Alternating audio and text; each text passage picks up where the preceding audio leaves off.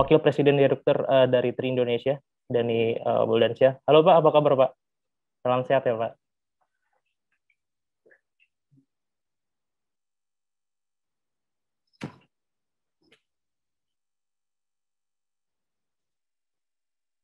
Sembari menunggu narasumber yang lain, saya ingin menginformasikan kali ini Alien.id bakal membahas suatu tema yang sangat urgent bagi masa depan telekomunikasi kita, karena nanti dampaknya bakal terasa terhadap bagaimana kita berkomunikasi dan juga mengakses internet dan juga jaringan. Oke. Acara sebentar lagi bakal kita mulai, sembari menunggu narasumber yang lain, kita ketemu 5 menit yang akan datang ya. Oke, sembari kita nunggu narasumber yang lain, alangkah baiknya kita juga sekarang mulai ya terkait diskusinya. Sekarang narasumber yang udah datang ini Pak Dhani Buldansyah, perwakilan dari TRI, selaku Wakil Presiden Direktur TRI Indonesia. Ya, halo Pak. Halo. Ya, halo, apa kabar? Ya, apa kabar Pak? Salam sehat ya Pak. Halo. Ya, sama-sama. Oke, teman-teman. Jadi kali ini kita bakal membahas soal akuisisi dan juga musim merger terkait soal perusahaan telekomunikasi di Indonesia. Karena kan memang sekarang TRI dan juga Indosat tengah dikabarkan bahwa bakal melakukan merger ya, untuk dalam rangka untuk mengefisiensi spektrum frekuensi untuk memperbaiki layanan komunikasi dan telekomunikasi di tanah air. Nah, sejauh ini Pak Buldansyah, kira-kira sudah sejauh apa tahapan merger yang dilakukan oleh pihak TRI dan juga Indosat? Oke, pertama-tama tentunya kita tahu bahwa di akhir Desember itu kita sudah kedua pemegang saham baik Hutchison maupun Ooredoo itu sudah menandatangani MOU. MOU itu adalah non-binding MOU sebetulnya, bahwa kita sama-sama setuju untuk tidak berbicara dengan pihak lain mengenai masalah konsolidasi dan berakhirnya nanti di akhir April. Nah, sejak MOU ditandatangan itu kita masing-masing sudah mengumpulkan data, jadi masing-masing pihak sudah menunjuk konsultannya masing-masing, baik konsultan legal, keuangan, dan lain-lain lah, dan maupun bisnis, semuanya pokoknya kita sudah menunjuk konsultan masing-masing. Nah, kemudian kita mulai bertukar data. Jadi gitu. Nah, mudah-mudahan semuanya kita selesai sebelum akhir April. Kalau bisa dipercepat lebih baik lagi. Oke. Nah, itu tahapannya yang sampai sekarang. Oke, jadi memang kemungkinan besar untuk penyatuan terbuka lebar ya Pak ya? Gini, kalau kedua pemegang saham yang kita sama-sama tahu dua-duanya juga pemain pengusaha kelas dunia, itu kalau sudah ber-MOU tentunya bukan untuk gagal dong. Kan bukan cuma asal main-main tanda tangan udah nggak serius, tapi kedua belah pihak sangat serius dalam menyikapi maupun menindaklanjuti MOU tersebut. Oke. Jadi untuk harapan nih Pak terkait dengan merger yang dilakukan dua company di bidang telekomunikasi besar ini apa Pak? Baik dalam untuk tantangannya, harapan. Oke. Kalau tantangannya tentunya banyak ya. Artinya ini dua perusahaan yang berdiri sendiri-sendiri, kemudian nantinya diharapkan bersatu, dan tentunya diharapkan ketika bersatu terjadi pertama sinergi antara kedua perusahaan itu yang membawa keuntungan. Diharapkan kalau 1+1 tidak sama dengan 2, tapi 1+1 bisa menjadi 4 atau 5 gitu kan. Nah ini harapannya tentunya bahwa, tapi untuk realisasikan harapan itu tentunya tidak mudah. Yang pertama kita akan fokus bahwa merger ini merger atau konsolidasi ini bisa terjadi secepatnya, baik secara administrasi maupun secara regulasi bisa comply semuanya. Nah ini yang kita fokuskan dulu sebelum kita ngomong bahwa nanti setelah merger itu ngapain sih gitu loh. Sorry masih mute ya. Oke. Nah untuk lebih memperjelas paparan yang bakal Bapak sampaikan, mungkin nanti Bapak kami kasih waktu sekitar 10 menit untuk menyampaikan slide barangkali ada, agar memang penyampaian lebih komprehensif. Tapi teman-teman, sekarang kita sudah kehadiran Mas Farhan ya dari Komisi 1 DPR RI. Halo Mas, apa kabar? Salam sehat ya. Assalamualaikum, apa kabar semuanya? Mohon maaf video saya belum bisa on karena masih ada di luar. Maksudnya masih terima banyak orang di ruangan, maaf ya. Pak Bulan sehat? Sehat, alhamdulillah. Siap. At your service, what can I do? Ya, nanti Mas Farhan kami kasih giliran untuk pemaparan kedua, tapi sekarang berhubung Pak Dhani udah siap banget nih, udah mau langsung kasih slide-nya, kita kasih kesempatan dulu nih untuk Pak Dhani. Silakan Pak Dhani. Silakan Pak Dhani. Oke, kalau ada slide-nya barangkali bisa ditampilkan. Iya. Oke, silakan Pak. Oke, baik. Bisa di slide mode. Oke. Pada prinsipnya kan gini, konsolidasi di industri telekomunikasi.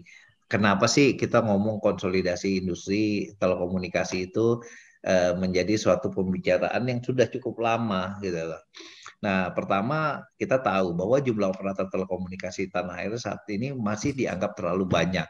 Saat ini ada 6 operator, yang paling besar tentunya kita tahu Telkomsel, ada XL Axiata, Indosat Ooredoo, Smartfren, Hutchison 3 Indonesia, dan Sampurna Telekom Indonesia dengan produknya Net1 ya. Nah, kemudian dari sistem pemberian lisensi terutama untuk sumber daya terbatas yaitu spektrum juga pembagiannya sangat tersegmentasi. Jadi sangat tersegmentasi, ada di spektrum 900 dibagi ke tiga operator, kemudian 1800-nya juga dibagi ke 4 operator gitu ya. Kemudian 2100 dibagi ke 4 operator. 2.300 malah lebih ada yang nasional, ada yang belum nasional. Nah ini spektrum ini menjadi satu kendala untuk kita menyediakan layanan yang berkualitas tinggi. Nah, kemudian yang berikutnya adalah kompetisi karena masing-masing tentunya masih ingin menjadi yang terbaik sehingga ingin menguasai pangsa pasar, meningkatkan pangsa pasar, terjadilah yang namanya price war untuk meningkatkan kinerja masing-masing, terutama dari sisi manajemennya supaya dapat nilai bagus dari pemegang saham. Nah, ini Indonesia menjadi negara termurah di ASEAN, bahkan di tingkat dunia pun menjadi salah satu negara yang termurah dalam penyediaan data per gigabyte-nya. Nah, di sisi lain biaya operator seluler juga menjadi tinggi karena tadi masing-masing operator membangun infrastruktur masing-masing sehingga industrinya tidak efisien. Nah, oleh karena itu konsolidasi merupakan salah satu cara untuk menyehatkan industri telekomunikasi. Nah, kita tahu dari sini semua kalau harganya murah, marginnya kecil, sehingga operator itu akan terbatas dalam mengembangkan atau memperluaskan coverage network-nya. Nah, sehingga ada tadi kalau dari Kominfo bilang bahwa wah masih ada 12.000 desa belum tercover. Ya karena memang kalau dari sisi bisnis barangkali kita belum bisa mengcover sebagian operator karena harganya yang terlalu murah, marginnya kecil. Nah, pemerintah tentunya diharapkan dapat memfasilitasi terjadinya konsolidasi dengan menyediakan regulasi yang jelas dan sederhana. Oke, berikutnya. Nah, diperlukan adanya regulasi yang jelas bahwa entitas baru hasil konsolidasi dapat tetap mengelola seluruh frekuensi. Ini menjadi syarat mutlak nih, kalau frekuensinya tidak diberikan, konsolidasi nggak mungkin terjadi. Kemudian juga diharapkan tentunya nanti dengan konsolidasi layanan-layanan teknologi baru bisa dimulai di Indonesia dalam waktu secepatnya. Nah, dengan kinerja yang lebih efisien tentunya akan menggelar jaringan ke seluruh pelosok negeri untuk memperkecil yang namanya digital divide yang kita perlukan saat ini. Apalagi kita tahu bahwa dalam kondisi pandemi ini, dan ini kan akan berlanjut dalam waktu yang cukup lama gitu ya. Dan cara hidup, behavior orang pun akan berubah. Digital, telekomunikasi, connectivity menjadi akan memegang peranan kunci dalam hal ini. Ya, jadi dengan konsolidasi maka nilai perusahaan akan semakin besar, biaya operasi menjadi lebih efisien, dan kompetisi juga akan semakin sehat. Barangkali itu yang saya sampaikan saat ini, Mas. Oke, Pak. Jadi kan memang masih ada tantangan ya terkait apalagi soal regulasi yang apa namanya yang masih terkendala di pemerintahan ya. Walaupun sekarang memang Undang-Undang Cipta Kerja memberikan keleluasaan ya bagi korporasi telekomunikasi untuk mengakses seluas-luasnya spektrum frekuensi. Nah, tapi saya tertarik ini Pak soal tadi pemaparan Bapak kan memang tadi kan tujuannya untuk mengakselerasi jaringan 5G ya, yang sampai sekarang ini masih dalam tahap pikir-pikir pemerintah bakal menerapkan 5G atau enggak. Nah, kira-kira soal penundaan lelang 5G ini gimana, Pak? Apakah nanti bakal berdampak kepada rencana merger ini atau gimana kira-kira, Pak? Oke, kalau terhadap rencana merger jelas tidak akan berdampak mengenai dalam hal merger. Tapi memang dalam hal jangka menengah, jangka panjang, baik terjadi merger atau tidak terjadi merger, itu buat buat pemenang lelang yang kemarin yang akhirnya karena pertimbangan tertentu dibatalkan oleh pemerintah, itu tentunya akan berdampak karena penyediaan layanan yang berkualitas itu tergantung dari tersedianya spektrum yang dilelang beberapa waktu yang lalu. Nah, ini yang paling penting menurut saya, bahwa penyediaan layanan bisa terganggu untuk jangka menengah maupun jangka panjang. Demikian. Tapi kalau untuk merger tidak ada pengaruhnya. Oke, siap. Sementara Pak Buldiansyah, sementara itu kita sekarang beralih ke Mas Farhan. Halo, Mas.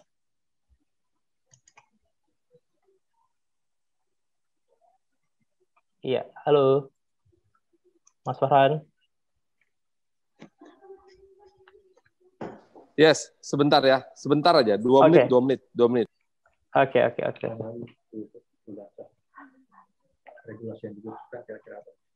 Oke, Pak Buldiansyah, kira-kira nih terkait tadi kan Mas Farhan memang lagi postpone dulu 2 menit. Melanjutkan tadi nih Pak Buldiansyah, kira-kira ya regulasi yang dibutuhkan nih untuk memang merger dan juga akselerasi komunikasi di Indonesia itu lancar, seperti apa yang diharapkan oleh para swasta ini kepada pemerintah? Apa yang jadi harapannya? Regulasi seperti apa? Banyak sebetulnya ya yang kita harapkan, tapi barangkali agak ada beberapa hal yang mesti dilihat. Memang pertama-tama adalah mengenai regulasi, bagaimana spektrum, bagaimana regulasi harga, ya, kemudian juga bagaimana regulasi itu memudahkan operator terutama untuk menggelar jaringan. Contohnya misalnya dalam hal izin-izin gitu ya. Ini sangat diharapkan sekali support dari pemerintah untuk menciptakan regulasi-regulasi sehingga operator ketika menggelar jaringan, meningkatkan jaringan itu tidak terkendala oleh izin-izin yang ada baik dari pemerintah pusat maupun pemerintah daerah. Nah, itu yang menurut saya sangat dibutuhkan oleh operator saat ini. Kemudian juga yang pasti bahwa bagaimana kepastian hukum, kemudian yang berikutnya juga bagaimana biaya regulatory charges itu bisa menjadi lebih murah buat operator. Saat ini kan kita banyak sekali biaya regulatory charges yang dibebankan kepada operator. Nah, barangkali agar supaya lebih rasional perlu dipertimbangkan cara-caranya seperti apa gitu. Oke. Terima kasih Pak Budiansyah. Mas Farhan sudah siap nih untuk pemaparan. Halo. Halo, bisa dengar? Ya, udah cukup jelas kok, Mas. Halo.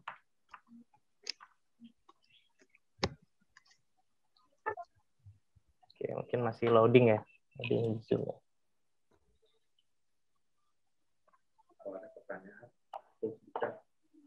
Oh ya, nih untuk kawan-kawan yang hadir di Zoom, kalau misalnya penasaran apa yang mau ditanyakan, silakan aja ditulis di chat, nanti bisa kami pilih beberapa dan langsung dijawab oleh para narasumber.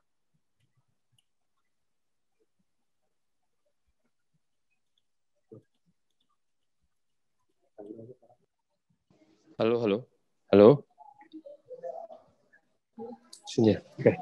Makasih ya. Halo, Mas. Halo. Ya, halo. Gimana? Ya, Mas Farhan, terima kasih atas waktunya. Jadi, tadi kan Pak Budiansyah bilang memang banyak regulasi yang mengikat akselerasi para korporasi telekomunikasi dalam memperbaiki kualitas layanan komunikasi di Indonesia. Nah, kira-kira regulasi seperti apa nanti yang kiranya diharapkan oleh anggota Dewan untuk mempercepat atau memperbaiki kualitas layanan komunikasi di Indonesia? Sebetulnya kalau secara regulasi semuanya sudah cukup memadai kalau masalah telekomunikasi ya. Kita juga tidak mau membuat berbagai macam regulasi baru yang akhirnya malah membuat ekosistem ini menjadi over-regulated. Itu nomor satu. Yang berikutnya mungkin yang bisa kita lakukan terhadap regulasi yang ada adalah melakukan beberapa revisi. Nah, revisi-revisi ini itu pun kelihatannya bukanlah sebuah revisi yang besar-besaran, gitu. Karena revisi pertama yang mesti dilakukan adalah revisi Undang-Undang Penyiaran yang akan melegitimasi kewajiban yang harus dipenuhi dalam Undang-Undang Cipta Kerja, khususnya dalam analog switch off yang harus dilaksanakan pada tanggal 2 November 2022. Selebihnya adalah bagaimana Undang-Undang Penyiaran ini menjadi sinkron dengan Undang-Undang Cipta Kerja. Itu penting sekali. Digital Dividend ini akan memberikan manfaat yang sangat besar pada industri telekomunikasi, khususnya pemanfaatan kurang lebih 120 MHz di frekuensi 700 MHz. Nah, inilah yang kita harapkan bisa memberikan nilai tambah ekonomi senilai sampai, kalau menurut perkiraan secara teoretik bisa sampai 300 triliun per tahun. Namun, melihat besarnya nilai dari potensi digital dividend yang dilaksanakan, itu tuh baru mengoptimalkan 90 MHz dari 120 yang disiapkan. Karena 15-15-nya buffer kiri kanan. Nah, artinya kita harus bisa memberikan edukasi kepada semua stakeholders yang berkepentingan. Baik itu stakeholders pemerintahan, pembuat kebijakan, pertahanan keamanan, pelaku bisnis dan masyarakat tentang manfaat 5G.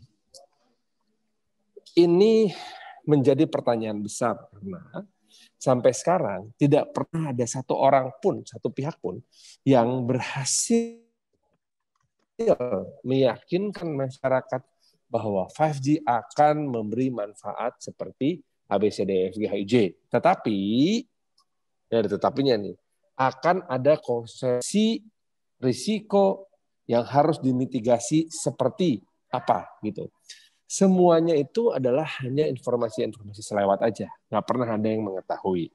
Sampai sekarang pun dalam rapat terakhir kami bersama dengan Menkominfo kemarin, Komisi 1 tidak pernah mendapatkan penjelasan secara sangat komprehensif tentang apa dan bagaimana serta kenapa kita mengadopsi 5G ini gitu. Sehingga menimbulkan banyak prasangka dan kecurigaan. Hal inilah yang harus dijawab oleh industri. Karena yang berkepentingan dengan 5G ini industri. Gitu loh. Kalau memang industri ingin kita sama-sama mengoptimalkan yang namanya 5G, lakukan edukasi dengan berbagai macam cara. Tapi jangan memanfaatkan hanya sekedar program sosialisasi dari negara. Karena sosialisasi dari negara itu Anda tahu sendiri, tidak menarik, sifatnya normatif. Nah, itu sebabnya swasta-swasta, BUMN-BUMN yang berkepentingan dengan 5G itu harus bersuara dengan baik, bersuara dengan benar, memberikan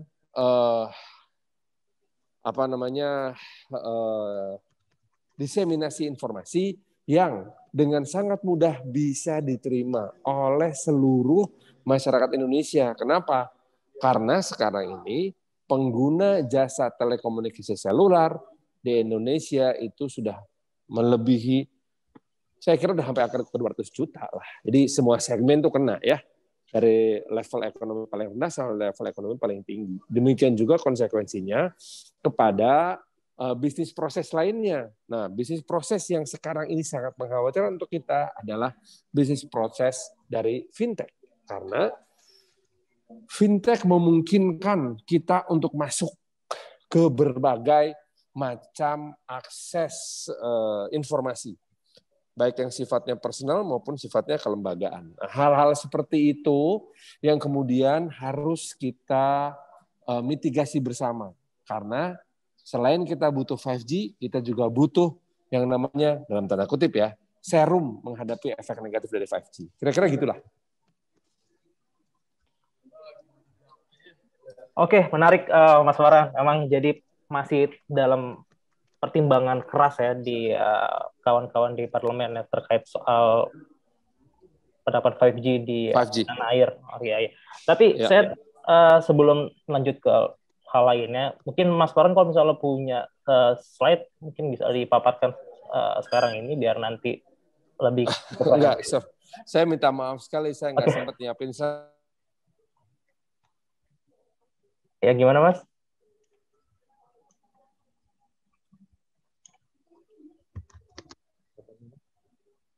Halo Mas, ini lagi-lagi jaringan ya. Ini 4G ini. Bicara gitu. Nah, ya, tapi saat sudah kita miliki. Ya gimana Mas? Sorry Mas. Sebentar. Okay. Saya tidak menyiapkan materi apa-apa karena tadinya saya pikir Pak Willy Aditya yang akan bicara. Saya nggak terlalu bikin persiapan. Tapi saya bisa kasih tahu sebentar beberapa regulasi yang menyangkut masalah kebijakan dari spektrum frekuensi ini yang berpengaruh terhadap industri telekomunikasi, khususnya telekomunikasi seluler. Oke. Seperti apa konkretnya, Mas? Oke, sebentar ya.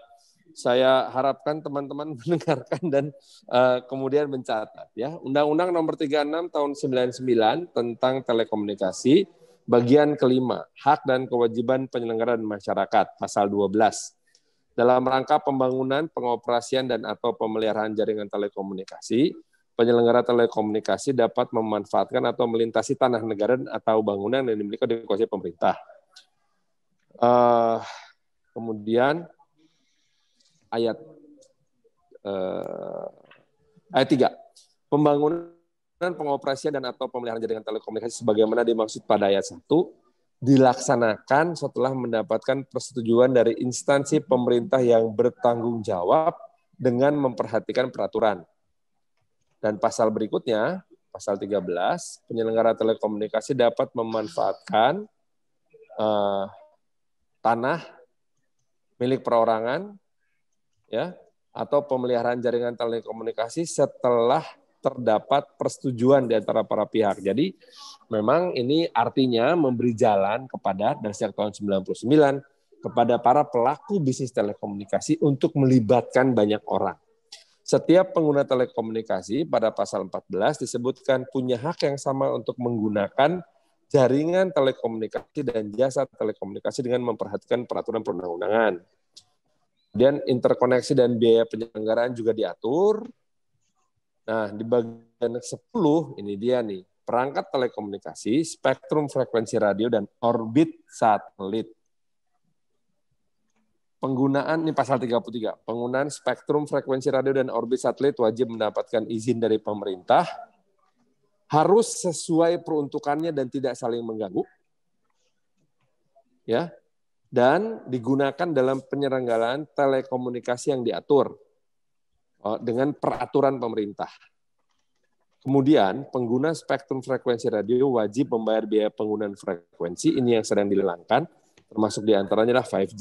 Jadi, dasar lelang itu adalah dari Undang-Undang Telekomunikasi tahun 99 ini. Karena pengguna, di Pasal 34 ayat 2, pengguna orbit satelit wajib membayar biaya hak penggunaan orbit satelit dan juga penggunaan spektrum frekuensi radio. Nah, artinya bahwa lelang ini harus dilaksanakan. Kami kemarin mempertanyakan kepada Menkominfo, mengapa lelang 5G bisa ditunda, padahal pemenangnya katanya sudah jelas. Rupanya memang angka dari hasil lelang tersebut tidak memenuhi pendapatan negara bukan pajak atau PNBP yang diharapkan. Jadi PNBP yang ditawarkan oleh para pemenang ini dianggap terlalu rendah. Sedangkan mekanismenya ternyata memang tidak mengatur seberapa besar angka minimum yang harus disubmit oleh peserta tender. Nah, inilah kemudian dirangkumkan dalam kesimpulan tidak memenuhi syarat administratif sehingga tender dibatalkan dan ditender ulangkan. Jadi para peserta tender diharapkan bisa segera masukkan kembali angka yang masuk akal untuk PNBP, pendapatan negara bukan pajak, hasil dari lelang 5G tersebut.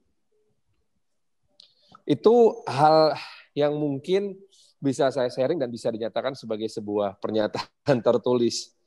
Gitu loh, Mas.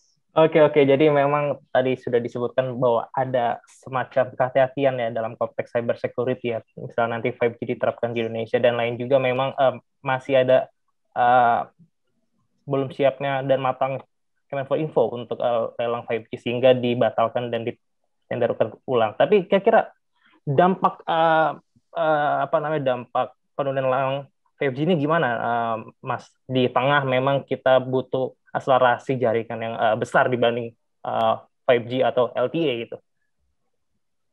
Oke, gini. Kan kalau berdasarkan informasi dan pengakuan dari para operator 4G dikatakan bahwa investasi 4G aja belum BEP, mau masuk 5G lagi nih, beneran gitu. Nah, pada saat bersamaan tentu ada banyak pelaku industri dalam klaster telekomunikasi ini yang berkepentingan. Contohnya manufacturing, para pembuat telepon berbagai macam merek di seluruh dunia sekarang udah bilang 5G ready device-nya. Nah, device 5G ready ini nggak bisa dioptimalkan penjualannya apabila tidak ada jaringan 5G. Jadi kan ini menimbulkan kecurigaan, jangan-jangan ini di drive sama manufacturer nih gitu, bukan oleh kebutuhan masyarakat. kita ini perlu diyakinkan sekali lagi. Apakah memang kita sudah membutuhkan 5G? No matter how high the technology is, tetap kembali kepada pertanyaan asas manfaat dari teknologi tersebut. Apakah teknologi itu memberikan nilai guna atau tidak, baik untuk masa kini maupun masa depan. Gitu loh, Mas. Oke. Jadi balik lagi ya soal Ya, bagaimana ini jadi dampak teman-teman kepada yang ada di masyarakat dan juga industri, masyarakat teknologi. ya, Oke. Kita ini para legislator ini bukan expert, bukan spesialis. Kita ini dalam tanda kutip orang-orang awam yang mewakili ribuan bahkan jutaan orang awam. Untuk itu, yakinkanlah kami orang-orang awam ini lewat keahlian kalian supaya kita bisa meyakinkan jutaan lain yang kita wakili gitu loh. Oke. Ini ngomong-ngomong soal meyakinkan nih. Ini kan memang sekarang tadi sudah dipaparkan oleh Pak Budansyah. Halo ya. Halo, Mas. Ya, tadi kan ini ngomong-ngomong soal ini ngomong-ngomong soal memberikan keyakinan. Tadi kan Pak Budansyah di awal sudah menyebutkan bahwa memang tahap merger sudah pada arah yang positif ya. Ini kira-kira Mas Farhan melihatnya gimana? Merger perusahaan besar. Kalau merger sih nggak ada masalah. Kita kan sudah punya mekanisme anti monopoli. Ada komisi yang mengawasi persaingan usaha. Selama itu sesuai dengan perundang-undangan yang ada dan berlaku, ya silahkan aja. Tetapi pastikan praktek monopoli terhindarkan. Bacain pertanyaan. Oke. Cukup, Mas Farhan? Gitu aja? Atau ada yang mau tambahkan lagi? Oke. Segitu aja dulu ya. Kalau ada pertanyaan, silakan saya tunggu ya. Ya. Ini maaf kalau ada delay, soalnya I'm between meetings. Sorry. Oke, I see. Ini ngomong-ngomong di chat udah banyak banget yang bertanya. Sebagian udah saya tanyakan tadi ke Mas Farhan. Ini juga ada yang menanya untuk Pak Budansyah nih dari Hafid ya. Halo, Pak. Ya, silakan. Sorry. Ya, Pak Budansyah. Jadi kan di sini Hafid nanya nih kira-kira pandangan soal backdoor listing dalam rencana konsolidasi TRI dan Indonesia seperti apa gitu kan. Terus lalu bila langkah merger ditempuh, otomatis kan frekuensi ini bikin Indosat akan digabung juga. Atau sebaliknya? Atau sebagian dikembalikan ke negara atau gimana? Dan terakhir ini Hafid nanya soal frekuensi kalau digabung, apakah bisa menjamin jadi efektif di tengah persaingan kooperasi yang tengah ketat-ketatnya, Pak? Oke, baik. Jawabannya yang pertama, memang kita tahu bahwa ada pertama, ini antara Hutchison Tri Indonesia dengan Indosat Ooredoo di Indonesia ini, kan yang satu adalah public listed company yang sudah ada di Jakarta Stock Exchange. Kemudian yang kedua, sementara Hutchison Tri Indonesia adalah private company. Nah, tentunya banyak orang yang bertanya-tanya apakah ini lewat backdoor listing. Nah, kita masih mengkaji skema apa yang paling tepat digunakan ketika nanti terjadi konsolidasi gitu loh.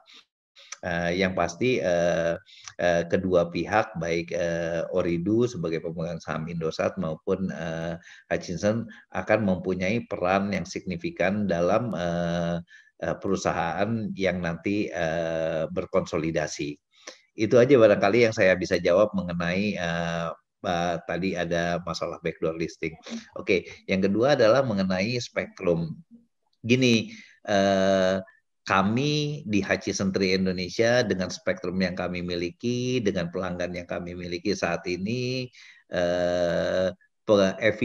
efektivitas atau efisiensi atau utilisasi spektrum yang dipakai itu sudah mencapai sekitar 75-80%. Bahkan di beberapa area sudah mencapai hampir 100%. Kemudian kami yakin Indosat Ooredoo juga memiliki hal yang sama. Nah, ketika kedua perusahaan ini digabung, kan pelanggannya juga masih tetap sama. Dua pelanggan itu masih akan tetap ada dan masih harus dilayani oleh spektrum yang ada. Artinya, kalau salah satu spektrum dikembalikan, salah satu spektrumnya yang tidak akan bisa melayani. Nah, ada aja dilayani dengan spektrum yang sudah terbatas. Kemudian kalau dikembalikan spektrumnya, udah jelas kami tidak akan mampu melayani pelanggan yang ada, sehingga akibatnya akan terjadi penurunan kualitas layanan kepada pelanggan, dan itu tentunya tidak kita harapkan. Jadi itu yang saya harap sesuai dengan RPP telekomunikasi yang sudah disubmit itu bisa tercapai, yaitu dalam hal dua perusahaan berkonsolidasi itu spektrumnya bisa dipertahankan oleh perusahaan yang hasil konsolidasi. Jadi apakah itu akan dijamin akan lebih efektif? Saya nggak mungkin. Kami sudah melakukan banyak sekali analisa, rasanya kita sudah sampai pada kesimpulan bahwa efektivitas atau efisiensi pasti terjadi, nggak mungkin enggak. Kalau enggak, ngapain kita capek-capek buang effort, kemudian juga ini kan konsolidasi ini juga bukan biaya yang murah gitu kan, sehingga kami yakin bahwa akan terjadi sinergi yang luar biasa dari hasil konsolidasi ini. Demikian.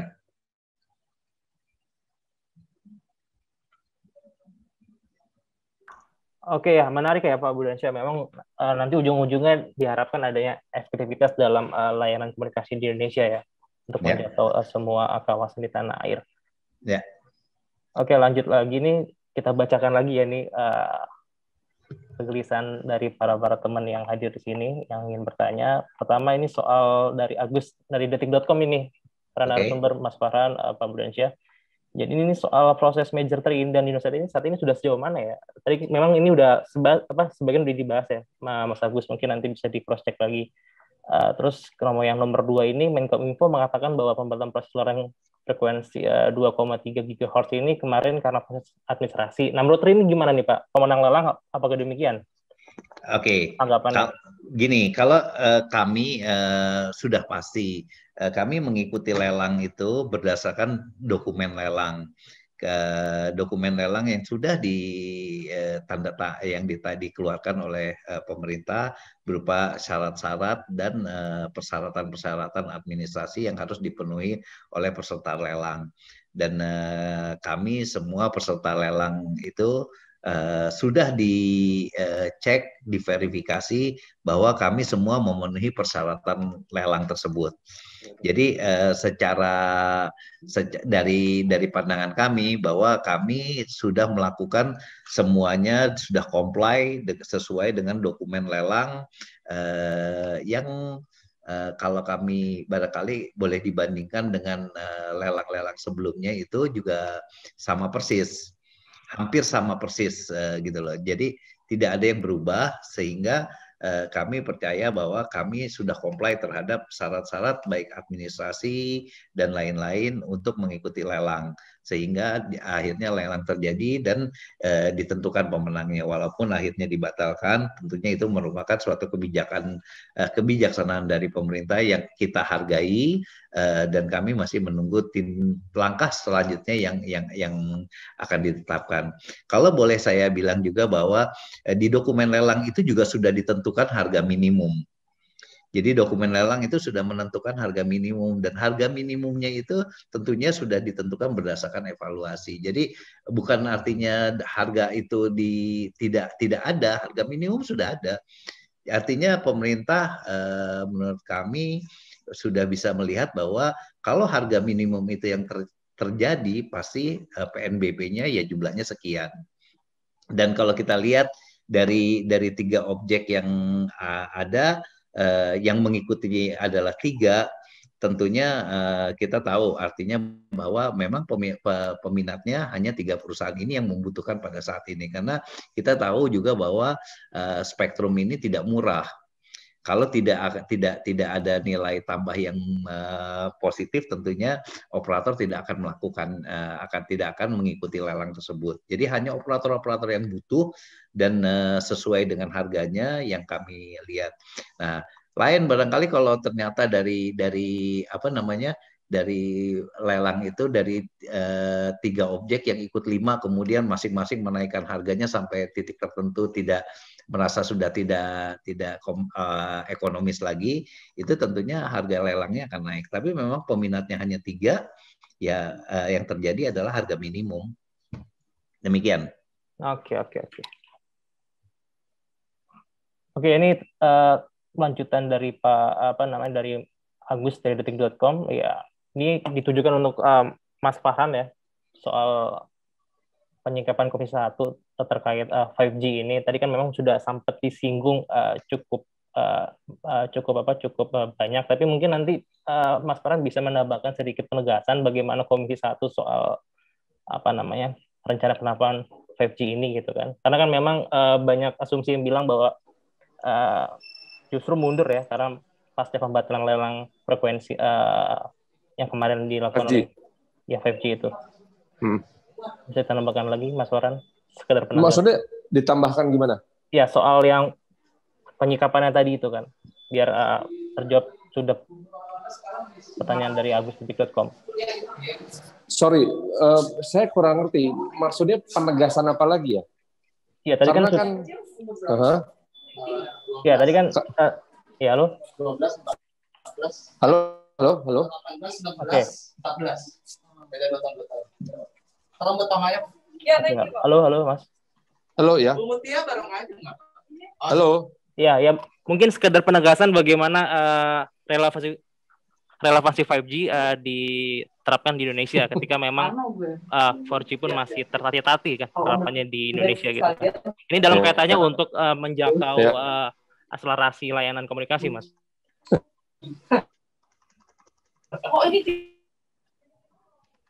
Oke, delay lagi Mas Farhan. Ini mungkin pakai 3G kali ya, atau gimana?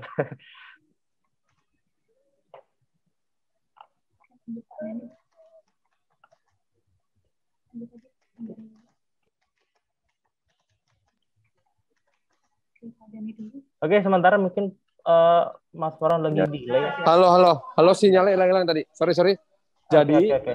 Jadi penegasannya gini, kalau untuk 5G ya, secara teknologi mengagumkan. Tetapi kita juga menyadari bahwa yang namanya 4G aja belum optimal. Boleh, fine aja. Ayo, tapi harus ada yang bisa memberikan edukasi yang meyakinkan lah pada kita semua. Karena gini, pemakai telekomunikasi seluler ini nggak cuma orang yang berpendidikan, yang tidak berpendidikan pun ikut gitu. Ikut akan menggunakan. Jadi harus dibuat sebuah diseminasi informasi yang bisa dimengerti oleh semua orang. Kita ini nggak ngerti. Coba kalau saya ditanya nih sama konstituen saya sebuah kabupaten terpencil gitu, Pak, bedanya 4G sama 5G apa? Nggak tahu saya. Apa bedanya? Jadi ketika sekarang ribut-ribut mau lelang 5G ini, maka kami melihatnya ini hanya untuk industri. Oke. Lalu berikutnya, gitu. Berikutnya apa? Apakah akan membantu industri 4.0? Oke, fine. Mau bikin apa? Ketika saya datang masuk ke daerah industri dan saya katakan bahwa 5G akan membantu otomatisasi dan melakukan Internet of Things. Maka pertanyaan dari masyarakat adalah, berarti kita buruh akan kehilangan pekerjaan. Ayo, gimana jawabnya? Jadi gini loh, kita bicara 5G, spektrumnya nggak cuma masalah bisnis, jualan servis. Spektrum 5G teknologinya yang luar biasa ini akan berpengaruh kepada masalah sosial yang jauh lebih besar. Ada social responsibility yang sangat tidak ringan yang harus kita hadapi. Gitu, Bos. Jadi balik lagi ya soal bagaimana keberpihakan teknologi ini kepada masyarakat ya. Jadi bukan alih-alih soal profit minded gitu ya. Iya, enggak. Oke. Menarik nih Mas. Ini memang cukup mewakili kegelisahan masyarakat, apalagi yang kelas bawah gitu kan, terkait soal Industri 4.0. Oke, ini ada lagi pertanyaan dari Lely dari tk.id. Ini ditujukan untuk Pak Burdiansyah. Halo Pak. Ya, halo. Ya, ini lagi-lagi nih Pak soal bagaimana sikap TRI itu kan terkait penundaan lelang 5G gitu kan. Apakah ini bakal mengganggu rencana implementasi 5G yang sudah dirancang oleh TRI, atau gimana kira-kira Pak penundaan lelang ini? Oke, baik. Saya setuju sekali dengan Mas Farhan mengenai 5G. Saya sebagai pelaku praktisi telekomunikasi tentunya melihatnya begini, bahwa pertama 5G, 4G, 3G, 2G adalah hanya jargon teknologi buat saya. Yang penting adalah layanan yang bisa dinikmati oleh masyarakat, nilai tambah buat masyarakat, buat pelanggan maupun buat pelaku industri itu apa dari 5G ini. Kan itu, mau itu disebutnya 6G, 5G, 4G itu menurut saya irrelevan. Contohnya, kalau saya bilang kenapa adaptasi 4G itu jauh lebih cepat dibandingkan waktu 2G ke 3G. Dari 2G ke 3G itu, dari 3G di launching tahun 2005 kalau nggak salah. Ya, tahun 2005 itu sampai adaptasi digunakan banyak orang, banyak pelanggan itu cukup lama. Sementara 4G itu cuma butuh waktu 1 tahun sampai 1,5 tahun untuk diadaptasi, sehingga sebagian sebagian besar pemakai sudah menggunakan teknologi 4G. Kenapa itu terjadi? Nomor satu, terjadi peningkatan layanan yang luar biasa ketika dari 3G menjadi 4G. Pertama, itu dari yang dialami oleh masyarakat, dari sisi pelanggan. Dari sisi pelaku industri, kenapa 3G menjadi 4G lebih baik? Karena efisiensi spektrum yang digunakan jauh lebih baik. Sehingga dengan jumlah spektrum yang lebih kecil bisa deliver gigabyte yang jauh lebih tinggi. Dengan harga yang relatif sama, artinya pabrik kita bekerja dengan lebih efisien dengan 4G. Nah ini. Nah, tentunya apa yang kita harapkan dari 5G? 5G pertama tadi benar bahwa apakah nanti masih digunakan mudah perlu atau belum? Pasti ada perlunya, baik buat industri maupun buat pelaku industri tersebut, baik buat masyarakat maupun buat pelaku industri. Apakah 5G akan lebih efisien? Apakah 5G itu gelaran 5G itu akan lebih murah? Barangkali kita belum tahu saat ini. Gitu. Tapi yang jelas kita tahu bahwa menggelar 4G itu jauh lebih murah daripada menggelar 3G. Nah, ini kita harapkan hal yang sama ketika menggelar 5G, lebih hasilnya lebih murah daripada menggelar 5G. Tentunya semua ekosistemnya harus mendukung. Ekosistemnya kita tahu yang pertama adalah jaringannya, networknya. Yang kedua adalah device-nya. Device-nya itu kan yang dipakai handset-nya, IoT-nya, wearable-nya, dan lain-lainnya. Yang ketiga adalah aplikasinya. Tadi Pak Soran juga bilang, apakah nanti akan mendukung industri 4.0? Apakah itu akan tidak menjadikan buruh menjadi lebih... Itu menurut saya masalah aplikasi layanannya. Tapi kita lihat 5G juga punya peran yang barangkali menurut saya bisa menggantikan fixed broadband. Contohnya, misalnya sekarang orang-orang yang di rumah-rumah itu dengan fixed broadband-nya kecepatannya sekarang kabel yang masuk rumah-rumah kan masih sedikit. Barangkali dengan 5G akan jauh lebih cepat penetrasi fixed broadband ke rumah-rumah dengan layanan 5G. Nah, ini yang kita lihat juga, dan dengan harga yang lebih murah. Nah, ini yang menjadikan salah satu bukan hanya 5G untuk industri, kontrol dan lain-lain, tapi fixed broadband untuk suplemen atau komplement dari fixed broadband bisa juga menjadi salah satu alternatif. Tergantung kita mau pilih jalur yang mana, industri akan menentukan kemudian gitu loh. Jadi tapi kembali lagi, dengan pembagian spektrum yang ada saat ini di operator, di utak-atik seperti apapun belum bisa menggelar 5G yang real 5G. Karena tadi 5G itu butuh spektrum yang cukup besar dan contiguous dengan berkesinambungan. Kita tahu tadi frekuensi 900 dibagi ke 3 operator, frekuensi 1800 dibagi oleh 4 operator, frekuensi 2100 dibagi oleh 4 operator, masing-masingnya cuma dapat 15 gitu. 2300 paling gede 30 megahertz gitu kan. Nah, ini tidak cukup. Harusnya kita punya sekitar 60-70 megahertz sampai 100 megahertz yang contiguous gitu loh. Nah, ini yang harus dipikirkan oleh para baik industri, pengamat, kita sama-sama memikirkan bagaimana roadmap untuk 5G ini. Tapi saya setuju bahwa ini sosialisasi ke masyarakat harus jelas bahwa memang kita perlu atau enggak sih 5G. Kalau saya sebagai pelaku industri merasa perlu tadi, bukan hanya untuk industri, tapi bisa juga menjadi suplemen, komplement dari fixed broadband yang ada, yang sekarang ini kita tahu penetrasinya sangat rendah di Indonesia. Kalau dibandingkan dengan Korea, Taiwan yang sudah mendekati 90%, barangkali 5G di sana nggak perlu. Tapi di kita yang penetrasi fixed broadband itu masih sangat rendah, gitu loh.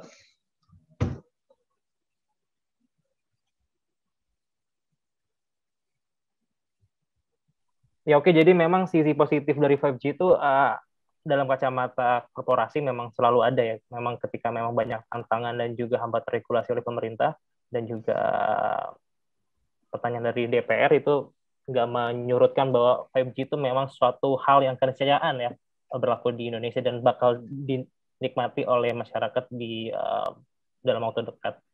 Oke, ini kebetulan sekarang narasumber ketiga sudah hadir, Mas Heru dari ICT Institute Indonesia. Halo, Mas. Selamat siang, Mas Heru. Selamat siang, Mas Dani. Gimana kabar nih? Baik, sehat ya? Alhamdulillah. Mas Dani sehat ya? Alhamdulillah, Mas. Nah, itu yang penting sekarang, yang penting sehat ini kita ini. Gimana, Mas Rahman? Iya, halo, Mas Heru. Ya, mungkin bisa langsung saja nih, Mas, terkait soal slide-nya yang bakal dipaparkan oleh audiens, mungkin bisa langsung. Oh gitu, iya ya. Ini nggak bisa share screen ini saya nih. Ya, kami bantu, Mas. Ya, terima kasih Bapak Ibu semua. Maaf ini agak terlambat ya karena ada kegiatan lain. Jadi sesuai dengan tema diskusi pada siang hari ini, kita bicara tentang konsolidasi di tengah pandemi dan disrupsi teknologi gitu ya. Mungkin next. Jadi kalau kita lihat memang bisnis telekomunikasi ini juga bisnis yang cukup sebenarnya memang besar dalam waktu kurun 20 tahun terakhir gitu ya, walaupun memang terjadi perlambatan juga dalam waktu sebenarnya dari 8 tahun terakhir ini juga terjadi perlambatan karena terjadi perubahan dari yang tadinya itu dari voice, SMS gitu ya, kemudian ke arah data, dan data sendiri memang ya pendapatannya terutama memang tidak seperti yang kita harapkan, karena betapapun juga ini ada pemain lain juga nih yang kita sebut dengan OTT nih, yang walaupun dia nggak bangun jaringan segala macam, justru pendapatannya mungkin bisa jadi lebih besar gitu ya dari iklan, dari layanan membership segala macam gitu ya. Dan memang kalau kita lihat pengguna telepon kita ini sampai sekarang itu sekitar 338 juta, mungkin Mas Dani angka yang lebih pas gitu ya.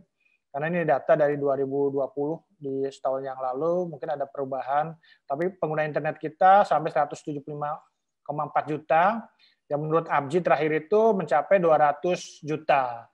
Dan yang memang menarik ini arah perkembangan bisnis telekomunikasi itu adalah terkait dengan data gitu ya. Jadi kalau kita lihat next, mungkin di slide berikutnya kita bisa lihat bahwa pengguna internet di Indonesia itu memang lebih besar nih.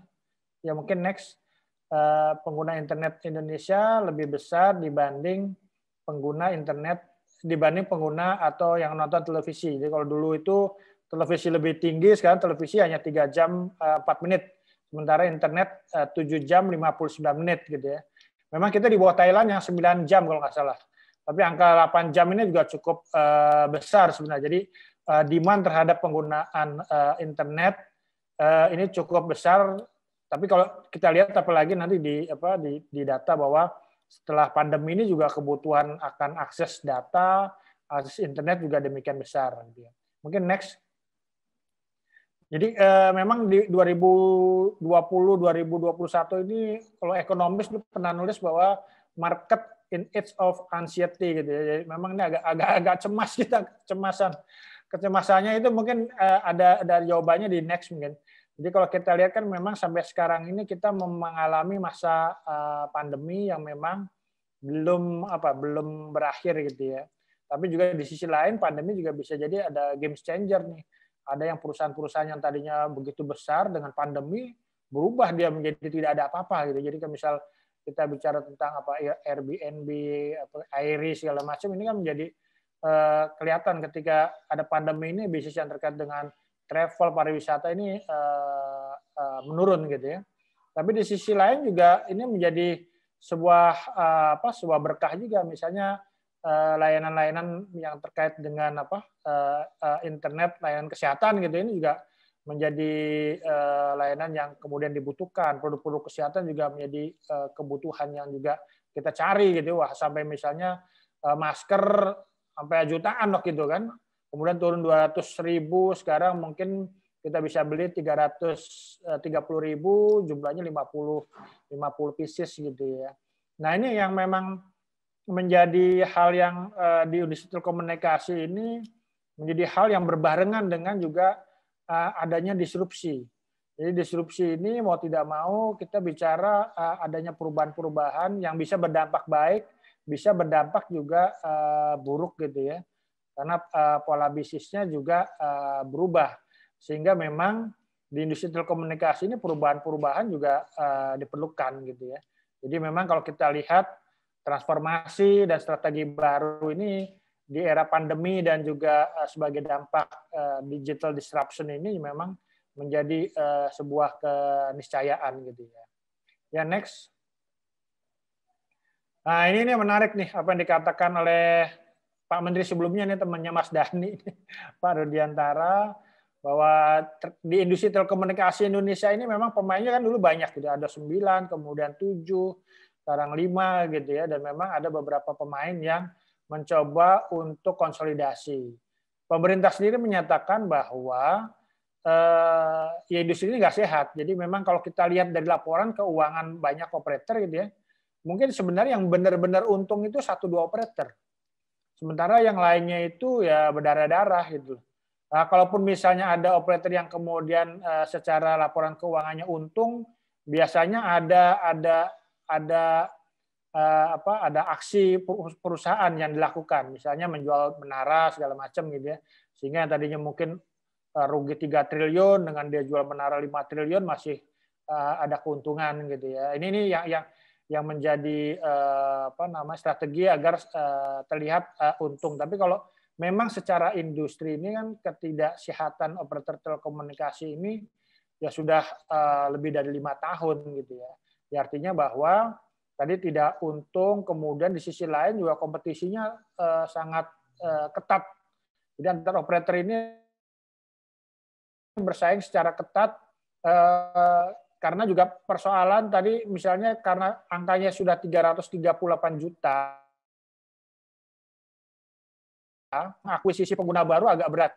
Jadi karena orang sekarang sudah 2-3 nomor per orang yang dimiliki ya, sehingga juga persaingan untuk mendapatkan yang baru berat, sehingga yang terjadi mungkin kanibalisme. Jadi mungkin kalau saya mau menambah jumlah pelanggan saya harus ngambil dari pelanggan yang lain gitu ya.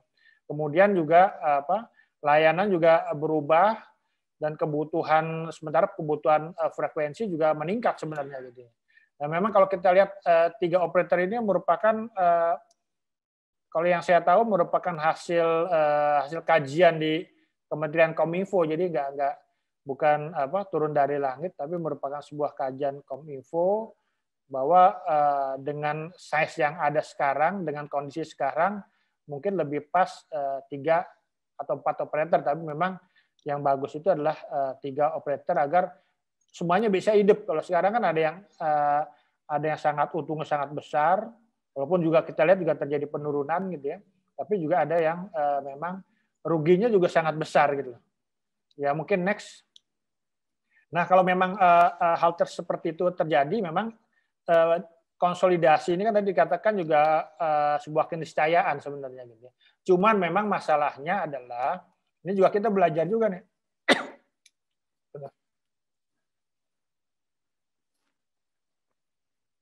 Dari proses konsolidasi terakhir itu antara Excel dengan Axis ini kan juga mau tidak mau agak sedikit terkendala sebenarnya gitu ya.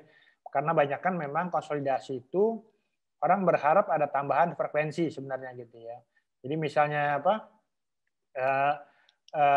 satu operator kemudian mengakuisisi atau mengambil operator lain itu dengan harapan dia tambah frekuensi. Karena betapapun frekuensi ini telah menjadi salah satu alat kompetisi. Jadi alat kompetisi untuk bisa bersaing dengan operator lainnya. Dan apalagi sekarang juga teknologi yang terbaru itu memang membutuhkan frekuensi yang besar gitu ya. Jadi misalnya sebenarnya kan kalau misalnya teknologi 4G itu harusnya kan 20 MHz gitu ya. Kebutuhannya agar dia optimal menyampaikan atau mengirimkan kecepatan yang seperti kita harapkan gitu ya. Tapi kan dalam prakteknya kan kita kadang-kadang masih 4G-4G-an karena di awalnya itu masih menggunakan 5 MHz, 10 MHz gitu sehingga kecepatan yang optimal itu tidak tercapai. Apalagi dengan 5G sekarang ini, 5G disebut bahwa membutuhkan sekitar 100 MHz frekuensi gitu ya. Nah, kalau 100 MHz frekuensi kan susah nih. Ya ada pun mungkin terpisah-pisah, terpecah-pecah gitu. Jadi ya kalau yang bulat berdampingan ini 100 MHz agak sulit juga gitu. Tapi kebutuhannya memang agak lumayan besar untuk 5G. Dan memang ini juga menjadi saya pikir juga menjadi inspirasi adanya perubahan di Undang-Undang Cipta Kerja gitu ya. Jadi kalau kita lihat di Undang-Undang Nomor 11 2020 Cipta Kerja ini kan ada perubahan terkait dengan pasal 33 Undang-Undang Telekomunikasi. Jadi di situ itu ada dua hal yang utama yang diubah itu adalah bahwa adanya kerjasama penggunaan spektrum frekuensi radio untuk penerapan teknologi baru, kemudian juga pengalihan penggunaan spektrum frekuensi radio gitu ya. Jadi yang tadinya mungkin mereka yang ingin berbagi frekuensi, kemudian juga mengalihkan penggunaan spektrum itu yang tadinya mungkin nggak jelas, sekarang sebenarnya udah diperjelas di undang-undang ini gitu ya. Yang kita punya masa lalu buruk juga nih terkait dengan penggunaan spektrum frekuensi yang mungkin juga menjadi domain hukum juga segala macam, menjadi perdebatan kita gitu ya. Nah, kita harapkan ini juga menjadi satu sandaran bahwa aturannya juga menjadi demikian lebih jelas gitu ya. Walaupun memang tetap saja di sini kerjasama penggunaan dan atau pengalihan penggunaan spektrum frekuensi radio harus mendapatkan persetujuan dari pemerintah pusat gitu ya. Ya mungkin dalam hal ini adalah menteri, walaupun kita belum jelas nih pemerintah pusat ini, karena kan tadinya kalau kita lihat di peraturan pemerintah sebelumnya itu kan arahnya menteri, dalam hal ini Menkominfo gitu ya. Tapi ini ke arahnya pemerintah pusat gitu. Mungkin nanti kita harapkan di PP-nya menjadi lebih jelas pemerintah pusat ini apakah pembina industri telekomunikasi, dalam hal ini Menkominfo, atau presiden langsung gitu ya. Tapi biasanya terlalu tinggi kalau presiden gitu. Tapi paling tidak ini merupakan satu aturan pembuka bahwa yang selama ini nggak jelas mungkin akan jelas. Tapi memang PR-nya nggak sampai di sini sebenarnya untuk masalah konsolidasi. Kan ada penggabungan, konsolidasi, akuisisi gitu ya. Ini kan akan menjadi menjadi perdebatan juga nanti RPP-nya seperti apa. Ini yang belum kita tahu, walaupun juga draftnya sudah ada, arahnya memang penerapan teknologi baru, tapi dengan syarat-syarat juga yang demikian banyak gitu ya. Ya mungkin next. Nah ini harapan dan tantangannya. Jadi walaupun industri telekomunikasi ini sebenarnya juga nggak sehat dalam kurun waktu 5 tahun terakhir, tapi memang kemarin ini di masa pandemi ini juga sebenarnya ada harapan juga. Harapannya yaitu tadi misalnya ada semua orang kerja dari rumah, dengan adanya pandemi ini juga membuat traffic telekomunikasi kita meningkat nih. Kemudian juga ada school from home, PJJ, Semua orang harus beli HP baru, harus berlangganan internet, yang kebetulan juga ada subsidi dari pemerintah, dan juga traffic juga meningkat karena ya kita juga sekarang berbelanja dan berjualan dari rumah. Ini menarik gitu. Sementara di sisi lain juga ada adopsi teknologi baru yang memberikan harapan. Ada Internet of Things, ada Artificial Intelligence, kemudian juga blockchain gitu ya, yang kita sebut dengan Industri 4.0, dan memang penggunaan aplikasi di segala macam sektor. Walaupun juga mungkin kita belum tahu nih, apakah perkembangan adopsi teknologi baru, layanan baru ini juga mengucur ke telekomunikasi selain penggunaan traffic gitu ya. Karena kan pemain-pemain OTT juga mereka maunya kan masyarakat misalnya menggunakan layanan aja tanpa harus berbagi pendapatan lah dengan operator gitu. Nah, cuman memang tantangan ke depan juga yang juga mungkin yang belum agak sulit untuk dijawab ini kan, pandemi belum selesai. Kita nggak tahu pandemi itu kapan selesai karena harapan flattening the curve-nya juga belum tercapai, dan yang terjadi kan kita makin meningkat dari 2.000 ke 5.000-an, 8.000-an, 11.000-an, sekarang mungkin 14.000-an harian yang terinfeksi COVID. Dan di sisi lain memang juga kita memasuki fase resesi. Jadi sejak November kita masuk ke fase resesi. Kita belum tahu apakah pertumbuhan ekonomi di kuartal 4 2020 ini positif atau negatif. Tapi paling tidak resesi ini juga memberikan dampak sebenarnya. Terutama adalah bagaimana menurunnya daya beli gitu ya. Ini yang kita khawatirkan bersama. Walaupun industri telekomunikasi meningkat dalam kurun waktu pandemi 9 bulan 10 bulan terakhir ini, tapi ketika misalnya nanti benar-benar daya beli menurun, nah ini dampaknya akan kemana-mana juga.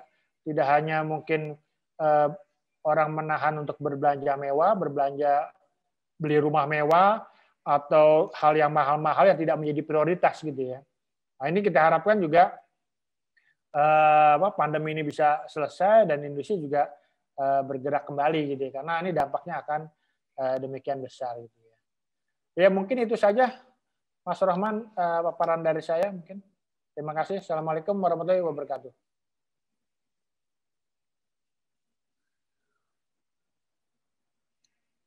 Ya, Waalaikumsalam warahmatullahi wabarakatuh. Yang menarik ya, Mas Heru ya, tadi sudah dipaparkan bahwa memang poin krusialnya masih ada disparitas ya dalam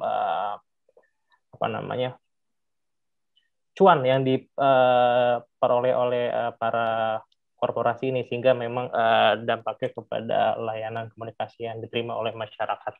Tapi yang jadi yang mau saya tanyakan ini, berhubung memang belum ada kawan-kawan yang sempat mau nanya, ini soal ini nih Mas, soal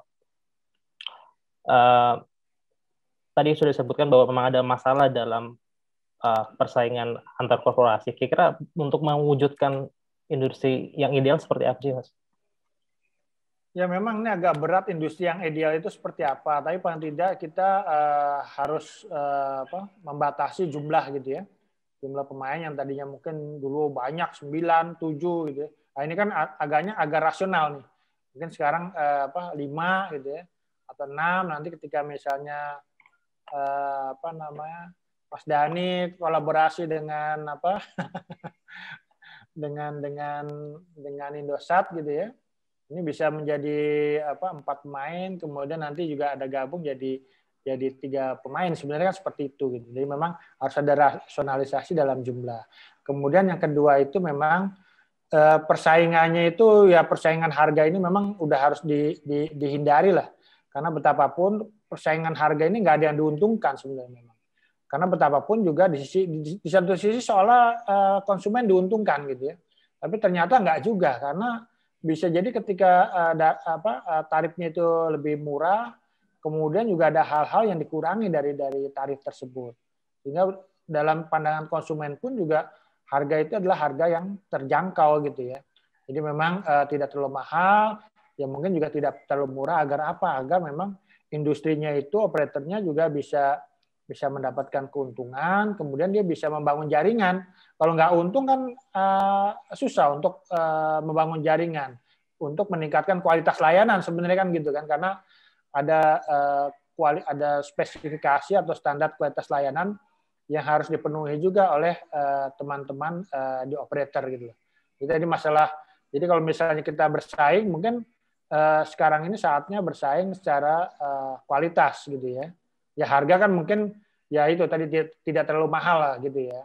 Karena betapapun kan juga orang kan juga akan melihat harga dengan kualitasnya gitu ya. Kalau misalnya apalagi misalnya sekarang kita bicara tentang kecepatan gitu kan. Kan sekarang kecepatan yang dibutuhkan masing-masing orang juga meningkat dengan masa pandemi gitu. Kebetulan saya di rumah aja misalnya tadinya hanya berapa megabit per second gitu ya. Kita harus meningkatkan menjadi 20 megabit per second gitu kan. Agar apa? Agar karena dengan layanan video yang kita langganin untuk Zoom meeting, kemudian juga ada Netflix, iFlix segala macam, ini kan juga kebutuhannya juga akan makin besar gitu. Mungkin seperti itu kali. Oke. Kira-kira ada itu nggak sih Mas? Contoh konkret soal persaingan bisnis telekomunikasi ini yang sekiranya bisa kita adopsi gitu kan, sehingga memang perusahaan profit dan juga layanan komunikasi untuk masyarakat tetap terjamin gitu kan. Ya kalau mungkin kasus buruknya, bad case-nya itu ya masa-masa kita bersaing secara harga gitu ya. Jadi sampai SMS sekian 100.000 SMS RP1 gitu kan. Sebenarnya kan juga masyarakat nggak menggunakan SMS demikian banyak gitu ya. Kemudian juga misalnya ya ketika misalnya harganya sangat banting-bantingan kan gitu kan. Ya akhirnya juga operator tidak mendapatkan pendapatan yang seperti diharapkan. Karena betapapun kan dalam industri telekomunikasi itu kan sebenarnya semua itu ada cost-nya gitu. Jadi misalnya SMS itu ada biayanya, ada kita sebut network element cost. Jadi biaya per elemen jaringan. SMS itu misalnya berapa? Sekarang waktu itu misalnya angkanya misalnya 12 rupiah gitu ya. Sehingga kalau misalnya bolak-balik 25, yang nggak mungkin nol dijual, mungkin 50 rupiah gitu ya. Kemudian juga misalnya misalnya voice gitu kan. Voice itu per menit berapa sih gitu ya. Misalnya 216, artinya bahwa dia untuk membangkitkan voice itu harga yang rasionalnya itu mungkin sekitar 500 per menit, misal seperti itu. Tapi memang ini kan juga di kompetisi ini juga mungkin berubah lagi karena ada juga layanan OTT yang mungkin juga sifatnya gratis kan, jadi ini memukul bisnis voice, walaupun juga secara kualitas juga kadang-kadang kan juga misalnya kita pakai WhatsApp call segala macam juga kadang-kadang kita nggak bisa nih bicara duplex itu nggak bisa gitu ya. Artinya bahwa kita bicara dua arah sekaligus ini nggak bisa bentrok. Jadi kalau misalnya kita pakai yang clear channel mungkin masih bisa kan seperti itu. Jadi memang ya pengalamannya lebih banyak ke sana sih, pengalaman kita bagaimana bersaing secara bukan nggak sehat sih jadi ya. Jadi bersaingnya itu ke arah harga kan how low can you go kan gitu kan. Tapi tidak memberikan contoh bisnisnya menjadi lebih sehat karena ya pendapatannya akhirnya amburadul semua gitu. Dampak-dampak yang mungkin di masa lalu gitu. Kalau mungkin pada saat itu di harga mungkin bersaing di layanan mungkin semuanya sih sehat gitu ya, tapi kan memang ya kita pada saat itu menempuh jalan seperti itu. Oke Mas, kalau misalnya yang jadi solusi adalah ataupun jadi alternatif solusi adalah merger dan juga sisi terhadap korporasi ini, apakah itu jadi jaminan bahwa memang nanti ke depan layanan komunikasi bakal berlangsung baik dan juga persaingan di antar para korporasi ini bakal berjalan sehat juga? Ini menyambung pertanyaan dari rekan bisnis Indonesia, Leo namanya, yang di poin pertama gitu kan, soal peluang merger ini kan, memang kan ya sekarang lagi happening Tri dan juga Indosat ya. Kira-kira gimana Mas tanggapan Mas soal potensi merger dan akuisisi yang bakal berlangsung tahun ini terhadap dengan industri telekomunikasi kita di Indonesia, Mas? Jadi peleburan, konsolidasi, akuisisi gitu ya di industri yang memang pemainnya banyak gitu ya. Ini memang hal yang tidak bisa kita hindari gitu kan. Cuman kan sekarang itu kalau konsolidasi ini kan sifatnya seperti orang menikah ya, jodoh-jodohan kan gitu kan. Nggak bisa misalnya pemerintah, oh Tri kamu gabung sama Indosat Excel dengan Smartfren, kan nggak bisa begitu. Karena ini kan bisnis to bisnis, mereka akan mencari caranya sendiri, mencari pasangannya sendiri mana yang mungkin lebih cocok gitu ya. Dan memang trennya memang pemerintah sendiri mendorong untuk konsolidasi gitu ya. Cuman kan halangannya pada saat ketika Excel konsolidasi dengan Aksis itu pada saat itu kan frekuensi diambil gitu ya. Walaupun juga sebenarnya pengambilan frekuensi juga jadi ini juga, sebenarnya frekuensi nggak dipakai 1-2 tahun, pemerintah nggak dapat pendapatan kan sebenarnya gitu kan gitu ya. Jadi memang ya harusnya juga ini dipertimbangkan bahwa ya merger ini adalah memang didorong pemerintah, dan sekarang ini ada misalnya ada operator yang mengarah pada konsolidasi, ya mungkin di proses itu mungkin di support gitu ya, sehingga apalagi tambah lagi misalnya undang-undang cipta kerja segala macam yang memang ya sah-sah aja mungkin untuk berbagi frekuensi, kemudian juga transfer frekuensi segala macam gitu, walaupun mungkin juga tetap ada koridor bahwa ini juga pemerintah harus tahu, harus mengevaluasi gitu ya. Karena juga kita juga punya pengalaman yang nggak bagus juga mungkin di masa lalu, frekuensi itu kemudian disimpan gitu ya, dikangkangi lah istilahnya gitu ya, yang untuk pada satu saat kemudian dijual lagi dengan harga mahal kan gitu kan. Sementara pemerintah nggak dapat apa-apa gitu. Tapi kalaupun sekarang itu misalnya ada operator seperti itu, sebenarnya juga nggak menguntungkan juga bagi operator. Karena apa? Yang maksud saya kalau misalnya ada yang mengangkangi frekuensi gitu ya, itu nggak menguntungkan juga bagi operator. Karena apa? Karena dia tetap harus bayar frekuensi, dan itu angkanya nggak murah gitu ya. Angka frekuensi kita ini cukup mahal. Kalau hitung-hitungannya 5 MHz itu sekitar 160 miliar gitu ya. Jadi angka yang setahun itu 160 miliar bisa dibayangkan, jadi sebulan itu 10 miliar gitu. Kalau nggak dipakai kan sayang gitu. Bisa beli mobil berapa dia untuk perusahaan gitu ya. Sehingga memang ya memang akan tergantung dari RPP-nya, nanti RPP-nya akan seperti apa gitu ya. Kalau saya sih termasuk orang yang mensupport konsolidasi agar menjadi lebih sehat, tapi tetap ada koridor untuk evaluasi gitu ya. Termasuk juga mungkin misalnya karena betapapun dalam prakteknya itu biasanya KPPU juga turun tangan misalnya ada, kan mereka kan kita harus yang melakukan konsolidasi ini harus lapor ke KPPU ya untuk dievaluasi, dinilai gitu ya. Walaupun memang di rumusnya itu juga kalau kita lihat kan rumusnya HHI itu kan juga rumus yang dipakai KPPU itu juga ini juga agak konservatif juga. Karena semua model konsolidasi yang ada di industri telekomunikasi harus dievaluasi oleh mereka nih. Karena kalau kita lihat kan 3 pemain besar terutama ya, itu kan menguasai sekitar 75% industri telekomunikasi kita gitu. Jadi memang semuanya itu akan dievaluasi gitu.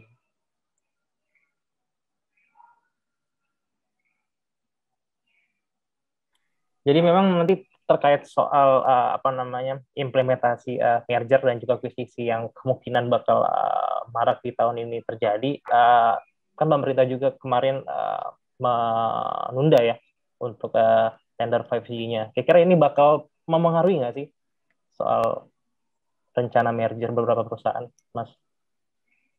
Ya ini kan kalau kita lihat sebenarnya kan pemerintah akhirnya mengkoreksi ya bahwa ini kan bukan tender 5G. Ini kan seperti yang saya sampaikan juga, kok tiba-tiba ada 5G di 2,3 gitu ya.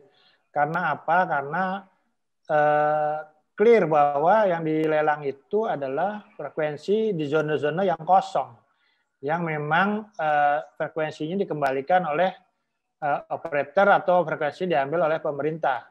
Karena kan di 2,3 itu ada 90 MHz, di mana 30 MHz itu digunakan oleh Telkomsel berdasarkan lelang, kalau dia berdasarkan lelang. 30 MHz digunakan oleh Smartfren, sebagai kompensasi pindah dari 1900 MHz. Sementara 30 MHz itu adalah hasil lelang di 2009 kan sebenarnya kan gitu kan. Nah, lelang 2009 itu kan ada BRK, ada segala macam gitu. Yang mungkin masih menggunakan gitu, sehingga mungkin dalam proses lelang ini nggak semuanya yang dipakai. Jadi memang penggunaan 2,3 untuk 5G ini mungkin nggak tahu, mungkin ada informasi yang disinformasi gitu ya. Karena betapapun juga di sisi lain bahwa tren atau mungkin frekuensi utama yang digunakan untuk 5G itu di banyak negara itu yang pertama 3,5, jadi 3,5, 2,5, 2,6, kemudian 700 MHz. Walaupun sekarang yang paling banyak itu di 3,5 gitu ya. 700 pun masih menyusul ada masukan dari Uni Eropa gitu ya. Walaupun juga memang kendala-kendalanya juga kita masing-masing beda nih, 3,5 misalnya masih dipakai satelit segala macam. Walaupun juga udah mulai banyak trial kan gitu ya. 2,5, 2,6 juga masih digunakan oleh C7. C7 itu satelit MCI yang dipakai untuk Indovision dulu gitu ya. Sekarang apa ini? MNC Vision kalau nggak salah. Kemudian 700 kita masih menunggu analog switch off yang diperkirakan atau berdasar amanat Undang-Undang Cipta Kerja ini paling lama 2 tahun setelah undang-undang itu diterbitkan. Jadi November 2022 gitu ya. Itu 700. Sehingga memang ya mau nggak mau di 3,5 nih harus kita geber, karena kalau kita pakai 2,3 khawatirnya adalah bahwa interoperabilitas perangkat itu menjadi kendala. Jangan sampai kita menggunakan frekuensi yang di negara lain mungkin nggak dipakai, apalagi negara-negara ASEAN gitu atau negara yang lain. So kalau kita keluar negeri kita bingung nih, mesti ganti handset ganti 5G gitu ya, karena memang nggak favorable, ekosistemnya belum matang. Dengan ekosistem belum matang juga artinya bahwa BTS yang kita bangun itu juga akan mahal gitu, karena harga pasarnya, mass marketnya tidak tercapai. Dan juga handsetnya juga harus subsidi gitu ya. Karena teman-teman yang misalnya sekarang misalnya menggunakan 2,3 pasti handset subsidi pada masyarakat. Karena nggak gampang kita beli begitu saja di pasar gitu ya. Tapi ketika misalnya karena memang ini kalau 2,3 itu kita lihat itu bahwa ini kan peristiwa pertama juga ya, kita mengadakan lelang ini dari 2006. Ini merupakan peristiwa pertama juga, ini dibatalkan gitu, kita nggak tahu alasan sebenarnya apakah terkait harga yang terlalu rendah atau harga terlalu tinggi. Kalau terlalu tinggi biasanya kita bersyukur, tapi kalau terlalu rendah ya itu berarti ada penghitungan yang mungkin sebelumnya tidak matang gitu ya. Walaupun juga ya tiap operator tentunya misalnya para pemenangnya udah punya karena pengumuman pemenang pada Desember kemarin 2020 gitu, artinya bahwa di 2021 ini sudah ada planning ini mau dipakai apa sih, frekuensi kan mahal frekuensi gitu ya. Kalau nggak salah 144 miliar mereka membayar, artinya ini mau dipakai apa nih? Kan nggak mungkin frekuensi didiemin aja, kemudian dia harus bayar gitu ya. Sehingga udah punya planning nih. Ya tentu saja karena mungkin juga ada menyangkut operator juga yang mau konsolidasi seperti apa segala macam. Ini tentu juga ya biasanya akan menjadi bahan diskusi juga bahwa ini ada perubahan jumlah frekuensinya segala macam, ya tentu juga ya ini menambah menjadi bahan diskusi baru lah, karena biasanya kan akan ada titik temu kalau misalnya itu kan harus due diligence segala macam, dihitung asetnya masing-masing gitu ya. Walaupun kita nggak tahu nih, mungkin Mas Dhani bisa cerita kali bentuk konsolidasi kayak gimana, kita nggak tahu gitu. Apakah benar peleburan ataukah mungkin kalau peleburan itu kan A dengan B bisa jadi hanya A yang hidup nih. Atau mungkin A dengan B bisa jadi dua-duanya tetap hidup. A dengan B dua-duanya tetap hidup, masing-masing bisnis, tapi ada mungkin frekuensinya yang di sharing atau apa gitu ya. Atau mungkin A dengan B melebur, ada satu perusahaan baru gitu ya. Walaupun juga ada dampak regulasi yang harus disesuaikan lagi gitu ya. Mungkin demikian kali Mas. Ya, oke, menarik Mas. Ya, tadi Pak Mas Heri tadi nanya ke Pak Burdiansyah bagaimana soal implementasi nanti ketika merger berlangsung, terus dikaitkan dengan apa namanya 5G. Nah, kira-kira tantangan merger ini seperti apa ya, Pak Burdiansyah? Oke, baik. Tantangan merger menurut saya yang paling besarnya saat ini kan nomor satu, merger konsolidasi itu sama seperti kalau orang bilang it takes two to tango ya. Kalau cuma satu aja yang mau pasti nggak akan jadi gitu kan. Bertepuk sebelah tangan, weh. Betul. Saya mau berkonsolidasi, tapi yang mau nggak ada gitu kan, sama aja bohong. Nah, saat ini minimal sudah ada nih. Kita sudah tepuk tangan. Tinggal bagaimana kelanjutannya. Ini adalah suatu langkah, menurut saya satu langkah besar yang bagus sekali dari pemegang-pemegang saham baik Indosat maupun Hutchison Trade Indonesia, yaitu Ooredoo dan Hutchison Group. Nah, ini udah satu langkah yang sangat besar. Itu tantangan pertama. Tinggal nanti tantangan keduanya adalah bagaimana hasil evaluasi kita, evaluasi masing-masing, apakah sesuai dengan indikasi sebelumnya tentunya. Kan sebelumnya, wah saya mau Dansa nih, kayaknya dia orangnya oke nih gitu kan ya. Nah, begitu sekarang sama-sama udah tunangan nih, boleh dibilang kita lihat nih isi dalam-dalamnya semuanya nih, orang sifatnya gimana ini dan lain-lainnya. Analoginya kan seperti itu. Nah, ternyata diharapkan ini masih match atau bisa paling nggak bisa tetap dilanjutkan. Nah, ini adalah tantangan berikutnya. Saya tidak melihat ada kendala harusnya ya. Untuk kemudian yang berikutnya adalah bagaimana kita harus comply terhadap semua regulasi, baik regulasi perusahaan, pasar modal, penanaman modal di Indonesia, regulasi dari Kominfo, regulasi lain-lain. Nah, tentunya tadi juga ada persaingan usaha dan lain-lain. Nah, itu harus kita comply semua. Ini adalah yang berikutnya. Setelah itu baru kita melihat tantangan operasional tentunya, bagaimana menyatukan dua perusahaan. Bagaimana organisasi dari dua organisasi yang tadinya jalan sendiri-sendiri harus bergabung. Bagaimana jaringan yang tadinya berjalan sendiri-sendiri harus digabungkan untuk mencapai sinergi yang kita harapkan. Itulah, sehingga terjadi efisiensi industri. Nah, itu saya rasa hal-hal seperti itu yang kami berharap, tentunya kami berusaha, bukan hanya berharap, kami berusaha sekeras mungkin bahwa tantangan-tantangan itu bisa kami lalui dengan sebaik-baiknya. Dan yang pasti support dari pemerintah adalah suatu elemen penting yang tidak bisa diabaikan, begitu aja.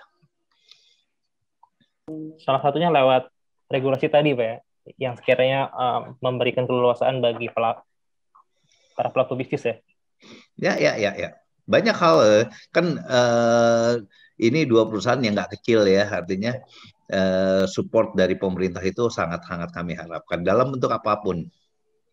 Nah, ini saya tertarik nih Pak soal tadi, balik lagi ke paparan Mas Heru, karena ketika nanti memang merger nih dua perusahaan ini, Tri dan juga Indosat, bagaimana menyiasati misalnya taruhlah ada konflik kepentingan misalnya dalam memperoleh profit gitu kan, karena kan kita tahu memang mau nggak mau nanti kan yang jadi taruhan ketika ini memang sudah nggak merger lagi kan, yang jadi taruhan adalah spektrum frekuensinya gitu, mau dikemanakan gitu kan. Kira-kira bagaimana menyiasati hubungan kerjasama ini atau merger ini? Oke. Hingga memang harmonis.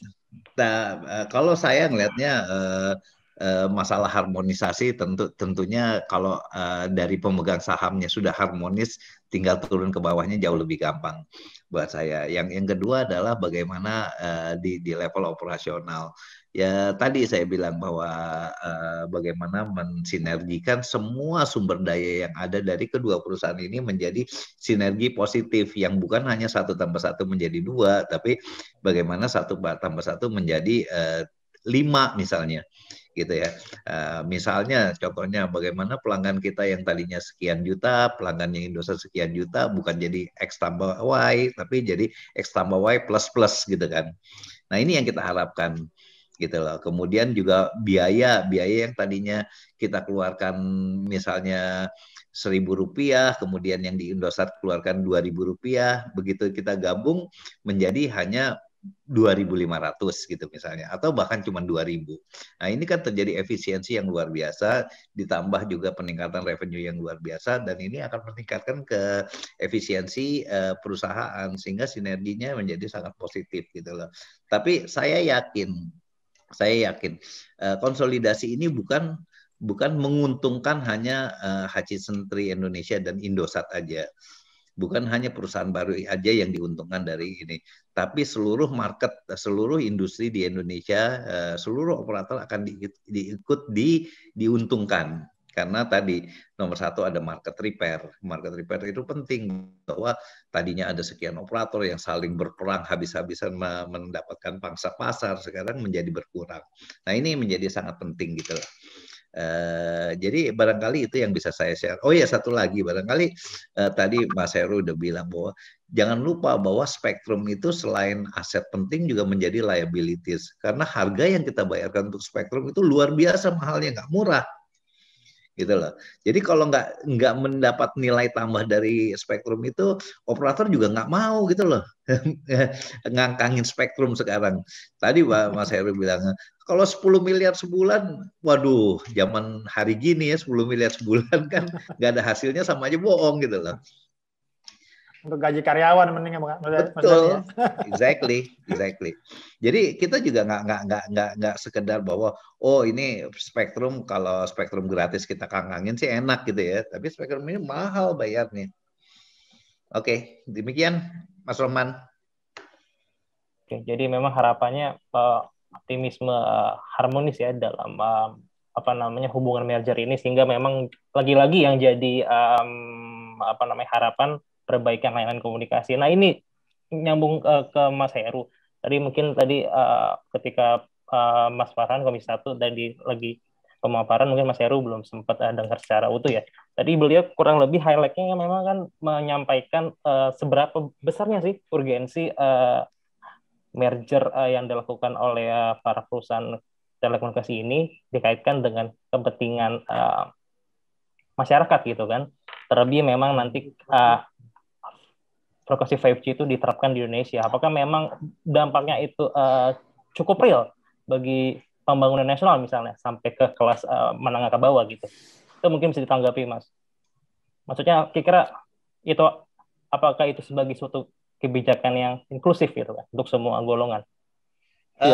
Mas Rahman, sorry, saya koreksi sedikit. Barangkali tadi Mas Farhan bilang bahwa 5G apakah relevan untuk semua golongan, bukan masalah merger. Kalau merger menurut saya sih nggak ada masalah, tinggal masalah semua badan menyetujui seperti KPPU dan lain-lain. Tapi apakah 5G ini bisa bermanfaat bagi seluruh lapisan masyarakat? Iya. Dan tadi sebenarnya sih Mas Farhan sempat singgung juga ya, Pak Budi, saya punten nih, tapi soal itu sih, soal merger ini apakah memang untuk kepentingan industri toh atau memang ada how next-nya gitu.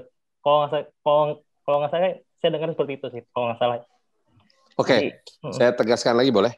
Boleh Mas Farhan ada. Jadi gini, merger ini pada dasarnya tidak ada yang menghalangi. Itu hak setiap perusahaan. Apalagi sekarang di Cipta Kerja diberikan peluang bahwa merger ini kemudian juga termasuk di dalamnya kemungkinan mengakuisisi frekuensi, tidak hanya mengakuisisi pelanggan. Nah, tentunya bagaimanapun juga, nanti kalau memang tujuannya mau ke arah peningkatan pemanfaatan teknologi 5G, maka disitulah kita harus mempertanyakan bagaimana teknologi ini bisa memberikan manfaat kepada masyarakat. Betul. Nah, bahwa merger ini nanti akan menyedikitkan pemain, pasti terjadi. Untuk itu perlu diperhatikan adanya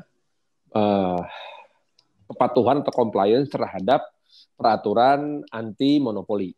Ya, karena kita tidak mau terjadi lagi monopoli. Nah, monopoli ini kan sekarang bentuknya macam-macam ya. Ada monopoli yang memang satu brand isi semuanya, seperti PLN, PT Kereta Api, gitu. Tetapi ada juga monopoli yang kemudian itu menimbulkan kartel seperti yang pernah dilakukan oleh Komisi Pencegahan atau Pengawasan Pelaksanaan Persaingan Usaha terhadap sepeda motor Honda dan Yamaha. Yang janjian bikin harga gitu untuk produk-produk yang sama. Nah, ini yang kemudian harus menjadi semacam janjian gitu. Memang kalau kita lihat ketika ada perang harga di antara para pelaku, sempat kan berapa lama lalu kan, satu pulsa, satu menit Rp1, satu huruf Rp1. Ada. Itu kita sih senang-senang aja sebagai konsumen. Tetapi industri kan ambrol semua ya. Iya, betul. Industri ambrol lah gitu. Kita ngelihat bagaimana detail sekarang udah mau disuspend loh. Bukan mau disuspend lagi, tapi udah lama. Udah disuspend dan udah mau dicabut karena udah 24 bulan disuspend. Itu karena dulu Bitel tuh membesar karena melakukan perang harga seperti itu. Nah, jadi yang mesti kita lakukan, perhatikan sekarang adalah bagaimana memastikan kita semua teredukasi tentang manfaat 5G. Itu penting sekali. Yang kedua, memastikan bahwa merger ini tidak menimbulkan monopoli, baik monopoli kepemilikan, monopoli harga, maupun monopoli market serta jalur distribusi dan supply chain. Ya. Gitu kira-kira.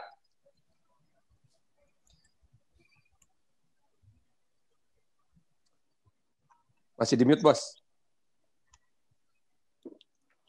Sorry, ini saking semangatnya tadi. Ya, jadi gimana Mas Heru nih? Kira-kira menanggapi respon Mas? Sebenarnya yang disampaikan Kang Farhan itu udah jelas juga sih. Memang ya kalau menurut saya nih, ini ada anggota DPR yang terhormat. Jadi memang memang kita pisahkan antara proses merger dengan adopsi 5G gitu. Walaupun nanti merger ini nanti mungkin arah ke depannya untuk bisa juga mengadopsi teknologi baru itu dimungkinkan gitu. Memang merger ini memang harus melalui fase-fase ataupun juga komplain terhadap regulasi yang ada. Memang beruntungnya Pak Menkominfo mengatakan merestui gitu ya. Karena memang hasil hasil kajian Kementerian Kominfo itu hanya 3 pemain. Tadi kan sudah saya sampaikan Pak Rudiantara waktu itu menyampaikan 3 pemain. Jadi artinya mungkin nanti perlu step-step berikutnya itu nanti mungkin ada KPPU akan mengevaluasi segala macam gitu ya. Ya memang saya sepakat juga dengan Kang Farhan bahwa ini memang masalah monopoli segala macam ini ya perlu itu menjadi domain KPPU lah nanti apakah ini bisa arahnya ke sana atau seperti apa. Tapi memang kalau monopoli itu biasanya kalau menurut undang-undang kan harus menguasai 50% plus 1 gitu ya untuk penguasaan. Dan kalau kita hitung sih memang belum sampai ke sana. Tapi memang ya ini menjadi domain KPPU lah bagaimana mereka mengevaluasi potensi persaingan usaha yang sehat tidak hanya monopoli agar memang industri ini juga benar-benar sehat gitu ya. Jadi menyelesaikan masalah dengan tanpa ada masalah gitu ya. Jangan kemudian konsolidasi menimbulkan persoalan baru. Kemudian di sisi lain memang kalau kita bicara apakah 5G saat yang tepat atau tidak ya memang sudah banyak negara, ada 63 negara yang sudah mengadopsi 5G, dan memang ini sebuah keniscayaan, karena kalau menurut saya adalah bahwa ini merupakan menjadi bagian dari evolusi. Jadi kita bicara 1G, 2G, 3G, 4G, ya sekarang memang ada saatnya 5G. Tapi memang saya sepakat bahwa ini ekosistemnya harus dibangun. Jadi kita jangan sampai kemudian Indonesia hanya menjadi pasar. Nah, kita kan seringkali menjadi pasar, gitu ya. Yang untung itu adalah negara-negara yang memproduksi produk gitu. Nah, karena kita nggak memproduksi produk ya kita menjadi pasar. Nah ini artinya ekosistemnya harus dibangun. Jadi memang ada kontribusi nasional apa nih yang bisa kita kontribusikan terhadap pembangunan 5G gitu. Itu pertama. Kemudian juga mungkin juga ada killer application yang kita bangun sendiri gitu ya. Jangan kemudian nanti yang ketika 5G rame segala macam, yang nanti dapat keuntungannya Facebook lebih cepat. Kemudian YouTube lebih cepat, walaupun mungkin ada YouTuber Indonesia juga gitu yang mendapatkan kontribusi, tapi paling tidak ada aplikasi-aplikasi lokal yang dibangun yang bisa menjadi bagian dari ekosistem teknologi yang baru ini gitu ya. Dan kemudian tentunya yang tidak bisa kita lupakan itu kan ini kapan sih saat yang tepat gitu ya. Tadi kita bicara ekosistem sudah harus kita perhatikan ekosistem. Kemudian di sisi lain kalau menurut saya bicara waktu yang tepat ini, ya memang ekosistemnya matang, kemudian kita siapkan dulu nih semuanya nih, regulasinya kita siapkan, frekuensinya kita siapkan, kemudian juga standarnya kita siapkan gitu ya. Kemudian juga kita memilih frekuensi yang pas, jangan kemudian kita memilih frekuensi yang nggak pas karena kita punya pengalaman yang nggak pas juga. Jadi ketika misalnya frekuensi 4G LTE itu dipakai di 900 MHz, itu di awal udah kita sampaikan bahwa 900 itu nggak favorable untuk 4G. Yang favorable itu yang prioritas itu adalah 1800 MHz. Dan memang terbukti ketika kita memilih 900 nggak berkembang, tapi ketika kita memilih 1400 ini berkembang cukup pesat. Dan memang diakui atau tidak di tingkat masyarakat ini kebutuhan untuk mendapatkan internet cepat ini saat ini memang tinggi gitu ya.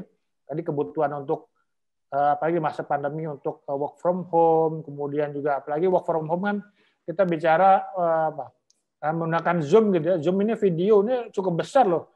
Dalam 5 menit aja kalau kita rekam itu udah berapa mega, berapa giga gitu ya yang kita butuhkan space-nya gitu ya. Apalagi misalnya dalam waktu 1 jam segala macam. Kemudian juga teknologi baru juga kita adopsi, ya tadi Internet of Things, kemudian juga big data analitiknya segala macam gitu. Sehingga memang sebenarnya kebutuhan itu ada dan cukup besar, tapi memang kita perlu menyiapkan juga nih kontribusi kita terhadap ketika 5G terimplementasi atau kita adopsi bersama-sama.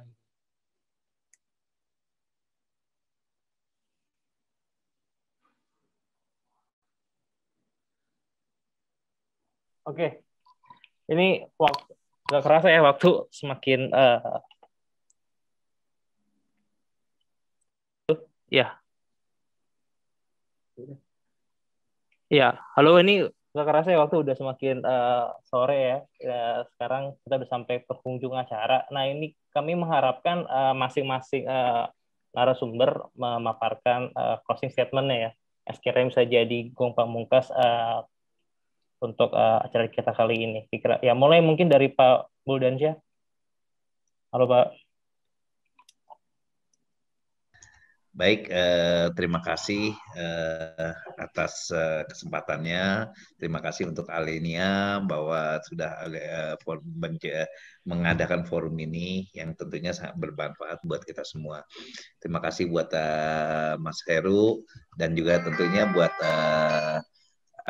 Kang Farhan yang sudah memberi banyak pencerahan kepada kita semua. Oke, siap, baik. Bang Dani. Jadi buat kami, buat industri ini, buat Hutchison 3 Indonesia pada khususnya sangat menghargai support dari pemerintah dalam hal merger, dalam hal banyak hal ya. Barangkali tentunya masih banyak yang bisa diimprove untuk menciptakan industri yang jauh lebih efisien dan jauh lebih bermanfaat nantinya untuk masyarakat. Kita tahu bahwa kami operator tidak pernah ragu-ragu untuk investasi di Indonesia. Semua pemegang saham kami mengeluarkan uang 500-600 juta, bahkan sampai $1 miliar per tahun itu tidak pernah ragu-ragu sama sekali.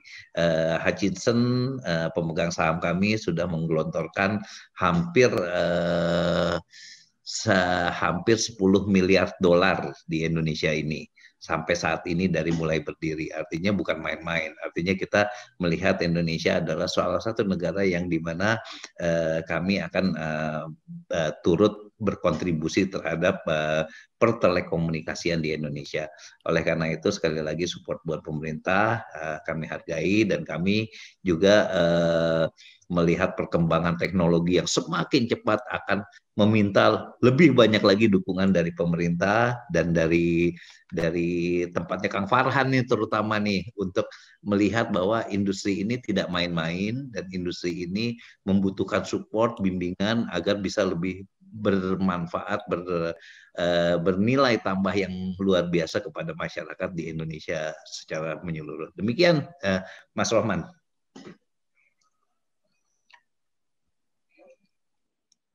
Ya, cukup menarik memang Pak ya, closing statement-nya memang optimisme jadi kunci untuk pelayanan komunikasi yang lebih baik. Ya, mungkin bisa disambung dengan Mas Heru closing statement-nya. Kang Farhan dulu lah. Oke, itu buat gong. Buat gong. Buat gong. Iya. Kalau gong harusnya kenceng nanti nih. Oh, kencang tuh, Mas. Ya, terima kasih Mas Rahman. Terima kasih Mas Dani, Kang Farhan. Jadi memang kalau kita lihat bahwa harus ada upaya untuk menyehatkan industri telekomunikasi. Hal itu kenapa? Karena industri telekomunikasi ini memberikan kontribusi yang besar bagi masyarakat gitu ya.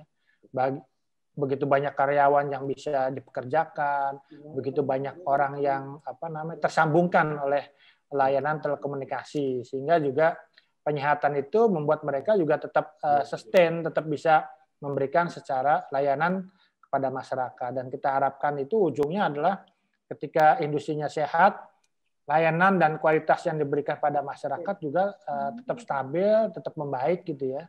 Karena betapapun juga kebutuhan masyarakat akan komunikasi ini, apalagi di masa pandemi kita lihat ini begitu besar, kita harus melakukan transformasi. Dan yang penting itu adalah bahwa ini harusnya Kang Farhan yang berdasarkan undang-undang kita itu, Undang-Undang Dasar 1945 itu, sekarang ini akses komunikasi itu menjadi bagian dari hak asasi manusia gitu ya. Dan ini juga sudah ditetapkan oleh International Telecommunication Union, termasuk akses internet ini menjadi bagian hak asasi manusia yang memang kita harus penuhi gitu ya. Mungkin demikian. Oke. Memang yang lagi-lagi ditekankan oleh praktisi atau pengamat seperti Mas Heru memang harus itu ya, harus lebih memberikan dampak yang konkret bagi pelayanan komunikasi. Oke, ini Mas Farhan sudah terhubung nih, sudah tampak. Ya, tampak di layar. Videonya tampak di layar.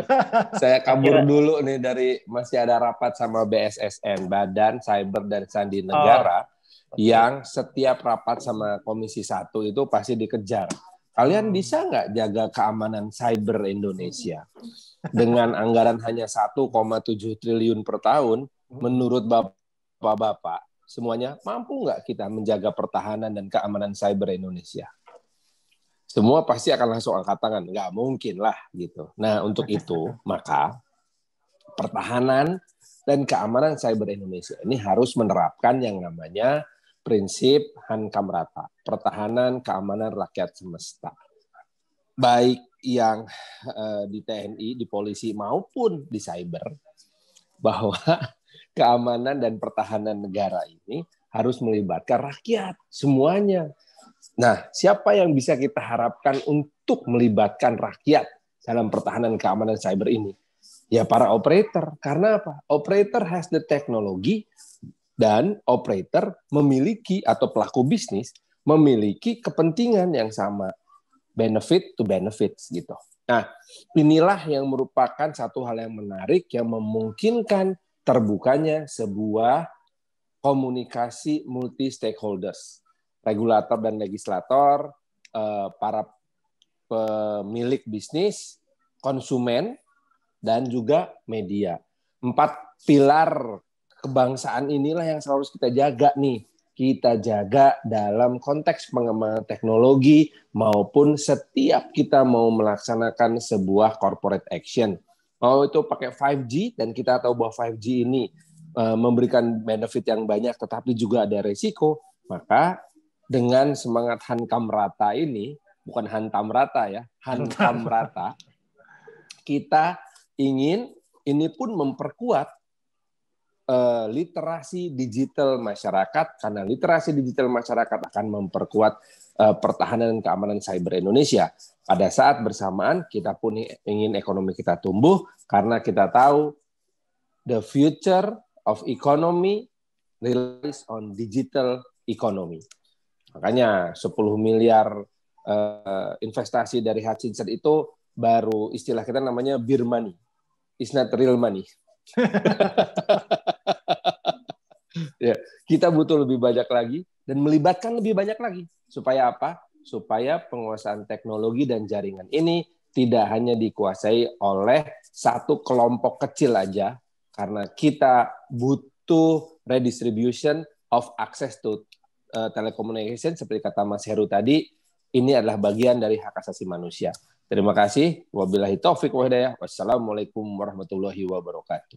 Waalaikumsalam, Kang. Standar penutupan legislator begitu tuh. Oh gitu. Ini masih ke bawah rapat saya. Iya. Ya, jadi kalau misalnya boleh kami highlight lagi, memang penegasan dari tema kali ini, Pak Dhani selaku operator memang menekankan bahwa merger itu juga jadi salah satu untuk menekannya persaingan yang dalam tanda kutip selama ini kurang sehat gitu kan. Jadi tetap optimisme untuk untuk menelurkan segala kebijakan yang sekiranya bisa memberikan layanan perbaikan untuk masyarakat dalam hal komunikasi. Terus juga Mas Heru menyinggung soal disparitas ya antar pemain, karena memang sampai saat ini masih banyak sekali pemain yang terlibat karena memang kurang efisien dalam mengakses spektrum misalnya gitu kan, dan juga dalam memberikan layanan yang yang luas bagi masyarakat gitu kan, sehingga memang perlu adanya suatu keberpihakan kepada masyarakat gitu kan, dan salah satunya adalah merger tadi. Terus Mas Farhan mengkonklusikan bahwa memang harus ada definisi soal urgensi 5G seperti apa penerapannya di kalangan masyarakat, sehingga memang bisa menimbulkan asas kebermanfaatan gitu kan, dan itu harus diawali dengan edukasi menyeluruh kepada semua lapisan masyarakat itu, sehingga memang harapannya bukan sebatas bisnis as usual atau profit minded, tapi memang perbaikan layanan untuk komunikasi masyarakat. Oke, menarik. Sekali lagi buat teman-teman yang sudah hadir, kami ucapkan terima kasih. Semoga diskusi kali ini memberikan suatu pencerahan yang cukup progresif dan juga baik untuk perkembangan telekomunikasi Indonesia. Oke. Terima kasih Pak Budiansyah, Kang Farhan, dan juga Mas Heru atas pemaparan yang kerennya. Salam sehat. Terima kasih. Yuk, Kang Farhan. Assalamualaikum. Makasih ya semua.